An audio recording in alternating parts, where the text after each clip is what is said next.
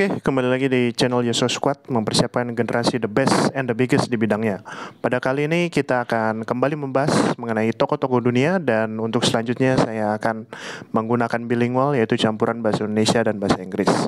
Pada kesempatan kali ini kita ngebahas mengenai Benjamin Netanyahu, salah satu Perdana Menteri Israel yang paling hebat di mana dia telah menduduki posisi sebagai Perdana Menteri berkali-kali, salah satu yang paling lama dalam sejarah kepemimpinan di Israel. Dan seperti yang kita ketahui bahwa sebelum menjabat sebagai Perdana Menteri, Benjamin Netanyahu telah menjabat sebagai salah satu anggota pasukan khusus berpangkat kapten di salah satu pasukan elit di IDF. Dan juga dia adalah lulusan MIT, Massachusetts Institute of Technology di Amerika Serikat, jurusan arsitektur. Dan selain itu dia juga telah menyelesaikan S2 di universitas yang sama. Dan dia memiliki pengalaman yang sangat luas dalam bidang politik, yaitu memiliki berbagai jabatan strategis seperti sebagai Duta Besar Israel untuk Amerika Serikat. Dia juga pernah menjabat sebagai menteri dan dia juga pernah menjabat sebagai petinggi partai politik Likud di Israel, salah satu partai besar yang ada di Israel. Dan kita bisa melihat bahwa kepemimpinannya Netanyahu tersebut ini memiliki kontroversi yang cukup luas, teman-teman semuanya, karena yang pertama dia memiliki prestasi yang cukup baik dalam hal dia bisa menjaga hubungan yang baik dengan beberapa negara Arab seperti Uni Emirat Arab dan juga dengan Bahrain melalui perjanjian Abraham Accord. Namun dia juga dikritik karena dinilai terlalu keras dalam kebijakannya dengan Palestina dan terutama dengan pemimpin-pemimpin Hamas, dan juga bagaimana dia berusaha untuk menyelesaikan masalah yang ada dengan jalur militer.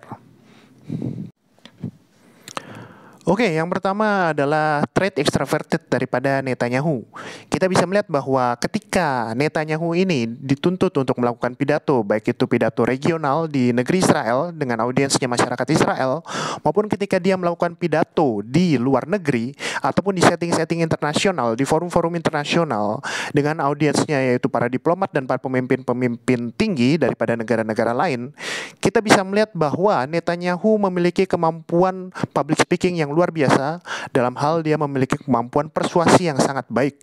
Dia terlihat sangat berenergi dan dia juga terlihat sangat berkarisma, teman-teman.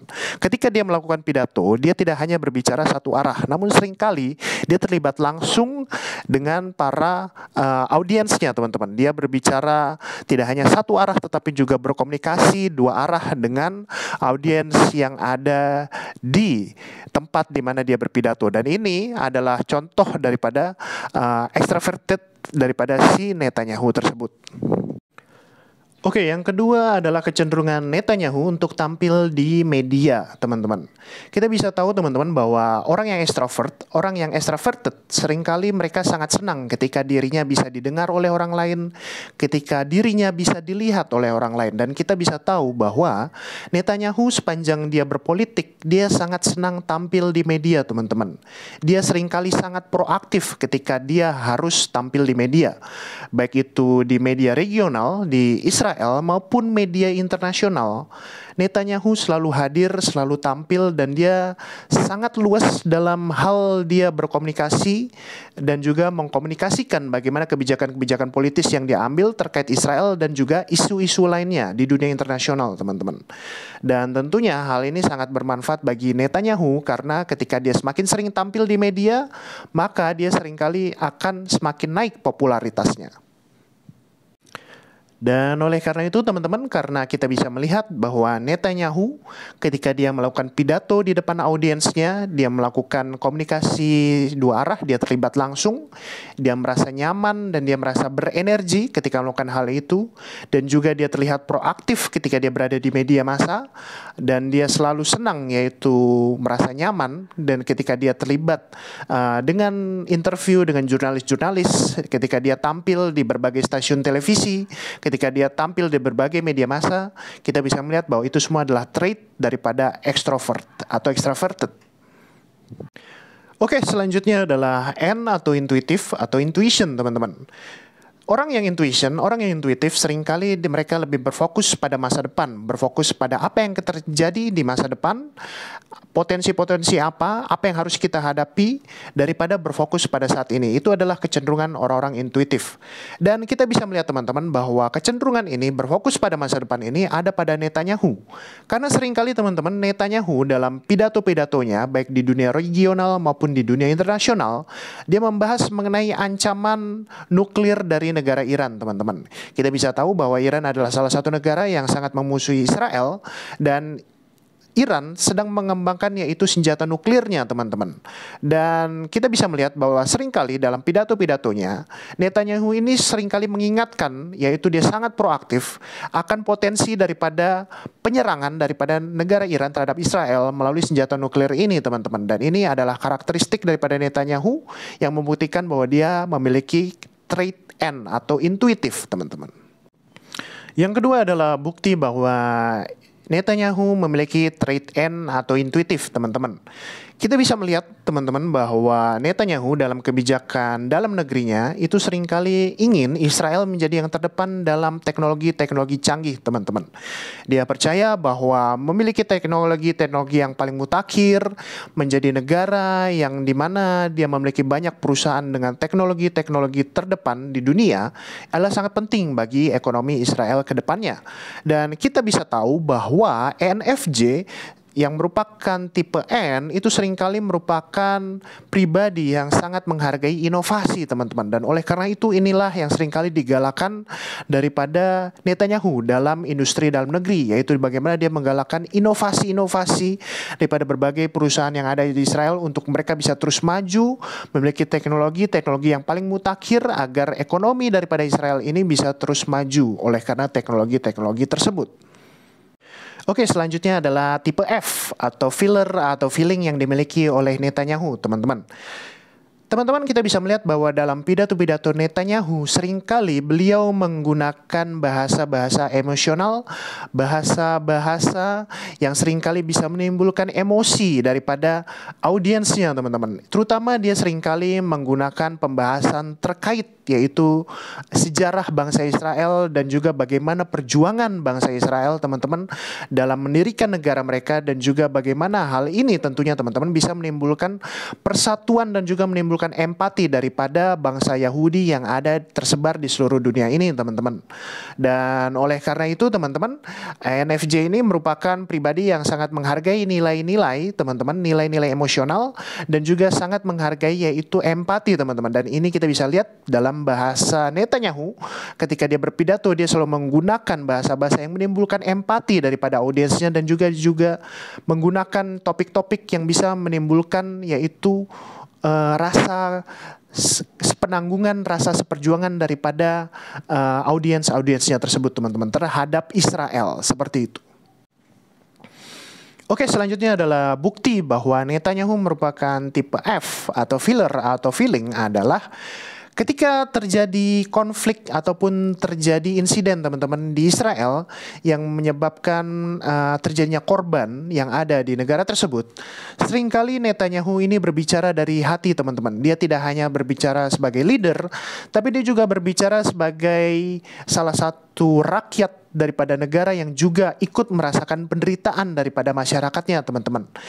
Sehingga bahasa-bahasa yang digunakan Netanyahu dalam pidato-pidato yang dia lakukan ketika terjadi insiden, ketika terjadi krisis, ketika terjadi konflik yang ada di Israel merupakan bahasa-bahasa yang menyentuh hati daripada audiensnya, teman-teman. Dan ini merupakan salah satu trait yang bisa kita lihat daripada NFJ, teman-teman. Ketika NFJ menjadi pemimpin, memang dia akan cenderung yaitu menggunakan memprioritaskan daripada persatuan daripada pengikut-pengikutnya, dan juga dia sangat mengedepankan yaitu nilai-nilai moral yang dianut oleh semua pengikutnya. Dan ini merupakan suatu strategi yang digunakan NFJ ketika mereka memiliki pengikut seperti itu, teman-teman. Oke, selanjutnya adalah judging trait daripada Netanyahu, teman-teman. Kita bisa melihat, teman-teman, dalam pengambilan keputusan yang ada daripada kebijakan-kebijakan politik Netanyahu, terutama terhadap hal-hal yang kritis, misalnya terkait isu Israel-Palestina, terkait isu pemukiman tepi barat, teman-teman, seringkali Netanyahu menggunakan pendekatan yaitu keputusan-keputusan yang tidak bisa diganggu-gugat, keputusan yang mutlak, keputusan yang kuat, keputusan yang tidak bisa diganggu-gugat, teman-teman. Walaupun seringkali keputusan-keputusan ini, teman-teman, digugat oleh masyarakat di berbagai belahan dunia, digugat oleh berbagai pemimpin-pemimpin lain di berbagai dunia, bahkan digugat oleh berbagai organisasi-organisasi internasional, seringkali Netanyahu tidak berubah, namun dia tetap berdiri kuat terhadap keputusan-keputusan yang telah dia buat terhadap isu-isu tersebut, teman-teman. Dan ini merupakan contoh daripada bagaimana Netanyahu memiliki trait judging, teman-teman, atau J. Oke, bukti lain bahwa Netanyahu adalah NFJ bisa kita lihat dari kesenangan NFJ sebagai pembela ketika ada suatu kasus atau ada suatu masalah di mana NFJ seringkali memiliki panggilan untuk membela orang-orang yang membutuhkan, membela orang-orang yang tertindas, membela orang-orang yang perlu didengar suaranya, maka kita bisa melihat bahwa Netanyahu memiliki panggilan sebagai pembela tersebut. Seringkali kita bisa melihat bahwa di panggung-panggung dunia, di United Nations atau di PBB, dan juga di forum-forum internasional, Netanyahu seringkali menyuarakan mengenai berbagai kepentingan Israel, menyuarakan pembelaannya terhadap kepentingan Israel dalam bidang ekonomi, menyuarakan yaitu pembelaan terhadap Israel terhadap kepentingannya dalam bidang pertahanan, geopolitik, dan lain-lainnya. Selain itu kita juga bisa melihat bahwa NFJ sebagai tipe NF, yaitu tipe diplomat, seringkali merupakan tipe yang paling mampu dan yang paling hebat dalam berkomunikasi dari hati ke hati dengan orang lain. Dan kita bisa melihat bahwa NFJ yaitu Netanyahu ini seringkali dia memiliki koneksi yang sangat baik. Dia berhasil membangun hubungan interpersonal yang cukup dekat dengan para pemimpin-pemimpin negara lainnya, dengan pemimpin-pemimpin PBB dan juga para pemimpin-pemimpin forum internasional, di mana di situ dia bisa berkepentingan untuk menguatkan yaitu kepentingan daripada Israel melalui kedekatannya dengan pemimpin-pemimpin tersebut, karena memang itulah kekuatan daripada tipe NF atau diplomat. Selain itu kita juga bisa melihat bahwa tipe NFJ yang seringkali dinilai sebagai tipe yang paling karismatik memang bisa kita dalam diri Netanyahu, di mana dia seringkali tampil sebagai pribadi yang berkarisma ketika dia berelasi dengan para pemimpin-pemimpin negara lain maupun pemimpin-pemimpin forum internasional lainnya. Oke, lanjut yang selanjutnya adalah yaitu bagaimana teknik pidato Netanyahu dalam memukau audiensnya, teman-teman. Kita bisa melihat bahwa seringkali dalam pidato Netanyahu mengenai Israel, seringkali dia menggunakan teknik storytelling. Artinya dia sering menggunakan bercerita, teman-teman. Teknik bercerita dia gunakan dalam pidato. Dan salah satunya kita bisa melihat ketika dia seringkali berbicara dengan anggota-anggota negara PBB, teman-teman, dia bercerita mengenai yaitu nuklir Iran dan juga ancamannya terhadap Israel dan di dunia regional saat itu adalah bahwa seringkali masyarakat Yahudi sejak zaman dahulu kala mengalami ancaman-ancaman yang ada. Dia ceritakan tentang ancaman-ancaman yang sudah berusia ribuan tahun yang lalu yang menimpa orang-orang Yahudi di Israel, teman-teman. Dan ini juga dia kaitkan dengan ancaman Iran, yaitu nuklir Iran terhadap Israel ketika dia berbicara di forum-forum PBB. Dan melalui teknik storytelling ini, teman-teman, dia bisa menjadi lebih dekat secara hati ke hati dengan audiensnya, teman-teman. Karena seringkali memang perasaan tidak aman, perasaan butuh bersatu, itu yang dia suarakan, teman-teman. Dan juga butuh simpati dari masyarakat dunia, inilah yang berhasil dia sampaikan kepada masyarakat dunia melalui pidato-pidatonya dengan teknik storytelling ini. Lalu tidak hanya storytelling, tapi juga ada teknik kedua yang seringkali Netanyahu gunakan dalam pidato-pidatonya adalah menggunakan alat peraga, teman-teman. Ketika dia berbicara di depan PBB, teman-teman, ketika masih membahas soal yang sama yaitu nuklir Iran, teman-teman, dia mengilustrasikan yaitu kemampuan Iran dalam mengembangkan yaitu teknologi nuklirnya dengan yaitu gambaran bom, teman-teman. Jadi dia bawa properti berupa gambar bom dan dia bawa properti tersebut ketika dia berbicara di depan para perwakilan-perwakilan PBB daripada seluruh dunia, teman-teman. Dan ini adalah suatu teknik yang sangat bagus, teman-teman, karena dengan menggunakan alat peraga, tidak hanya ngomong-ngomong, tapi dia juga menggunakan alat peraga, yaitu menggunakan teknik visual, teman-teman. Maka ini menciptakan yaitu suatu efek yang membekas bagi audiensnya, teman-teman. Karena di situ audiensnya tidak hanya mendengar, tapi dia juga bisa melihat dan juga bisa mendapatkan dan menerima pesan yang disampaikan Netanyahu itu dengan lebih jelas, yaitu bagaimana Iran semakin maju dan semakin berkembang dalam pembuatan senjata nuklirnya, teman-teman. Seperti itu. Teknik ketiga yang digunakan Netanyahu tentunya adalah pengucapan yang diulang-ulang, teman-teman, terkait kata-kata tertentu, terkait frase-frase tertentu, dan kalimat-kalimat tertentu agar ini bisa membekas di ingatan dan juga membekas menjadi memori bagi audiensnya, teman-teman. Ketika dirasa bahwa kata-kata ini atau frase ini atau kalimat ini ketika diulang-ulang terus melalui pidato tersebut bisa menciptakan yaitu suatu ingatan yang baik di audiens yang mendengarkan pidato Netanyahu tersebut. Seperti itu, teman. Welcome to Jakarta English Program. Jakarta English Program atau disingkat JEP hadir memberikan solusi terbaik bagi masyarakat untuk mewujudkan program belajar bahasa Inggris yang berkualitas dengan harga terjangkau. Saat ini JEP menawarkan kursus bahasa Inggris baik on-site maupun online, meliputi 1. English for Teenagers, 2. Business English for Adults, 3. IELTS or TOEFL IBT Preparation. English for Teenagers, Junior Learner and Senior Learner. Junior Learner adalah kursus bahasa Inggris yang dirancang secara komprehensif untuk pelajar sekolah menengah pertama atau SMP.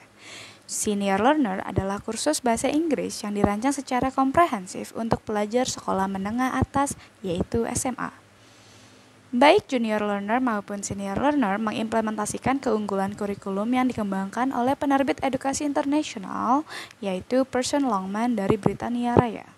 Sistem pelevelan di kelas ini menggunakan standar bahasa yang diakui dunia internasional, yaitu CEFR A1 to B2. Materi belajar dilengkapi audio dan video praktis sebagai native voice guidance, sebagai sarana praktik berbahasa Inggris layaknya English native speaker. Menggunakan digital presentation method dengan learning system LPP, yaitu learning, practicing, and personalizing, yaitu pembelajaran secara digital dan interaktif dan sudah sangat terbukti keberhasilannya. Business English for Adults. Business English adalah kelas yang super eksklusif dengan jumlah peserta maksimal 8 orang dalam tiap kelas. Anda dapat belajar bahasa Inggris dengan para guru terbaik kami secara online dimanapun, hanya bermodalkan gadget dan koneksi internet yang baik. Business English for Adults ini memungkinkan Anda semua, para penonton dewasa muda, apapun profesi Anda, baik mahasiswa maupun eksekutif, hingga pebisnis dan profesional dalam bidang apapun, untuk meningkatkan kemampuan Anda dalam berbahasa Inggris dalam lingkup bisnis. Terdiri dari 11 sesi full online dengan waktu 60 menit tiap sesinya. Materi yang diajarkan adalah sebagai berikut. Meeting pertama yaitu sharing and proposing contact information. Meeting kedua, addressing issues and offering solution. Meeting ketiga, business communication. Meeting keempat, generating a scripted summary. Meeting kelima, arranging and organizing. Meeting keenam, business deal expertise. Meeting ketujuh, speech management. Meeting ke-8, updating on progress. Meeting ke-9, persuasive communication. Meeting ke-10, predictions and speculations. Meeting ke-11, review and final task. Setiap guru kami akan memastikan bahwa Anda mengerti dan menerima dengan materi yang telah diberikan dan dapat menerima feedback secara langsung dari setiap sesi pertemuan yang ada. IELTS or TOEFL IBT Preparation. Persiapkan diri Anda menghadapi TOEFL IBT ataupun IELTS dengan kelas intensif berbasis materi Barron's. Kelas persiapan ini terdiri dari 20 sesi latihan terarah dengan menggunakan kurikulum dari Barron's untuk hasil terbaik dalam TOEFL IBT ataupun IELTS. Program kami dirancang untuk meningkatkan kemampuan akademik Anda secara menyeluruh, meliputi reading, writing, listening, and speaking. Dengan bimbingan kami, skor tinggi di TOEFL IBT dan IELTS bukanlah hal yang mustahil. Waktunya meraih skor impian Anda dimulai dari sini. Pendiri JP Cornelio Hody Lemuel, sarjana sastra, magister sastra, adalah seorang guru profesional yang berdedikasi dalam bidang pendidikan bahasa Inggris dengan pengalaman lebih dari 5 tahun. Saat ini, ia menjabat sebagai Managing Director di Jakarta English Program dan menjadi Financial Trainer di FINS. Beliau memiliki pengalaman luas sebagai pengajar bahasa Inggris di berbagai institusi ternama, termasuk Golden English, Ruang Guru, EF, dan ILP. Pengalaman akademisnya mencakup posisi sebagai pengajar bahasa dan sastra Inggris untuk kurikulum di IGCSE di SMA Highfield Depok. Beliau menyandang gelar S1 dan S2 Sastra Inggris dari Universitas Gunadarma dengan sertifikasi bahasa Inggris setara C2 dari EF Standard English Test. Ia juga telah mengikuti pelatihan profesional untuk pengajar IGCSE. Wujudkan impian bahasa Inggrismu. Better English, Better Future. Hubungi kami di kontak berikut untuk informasi lebih lanjut. Terima kasih.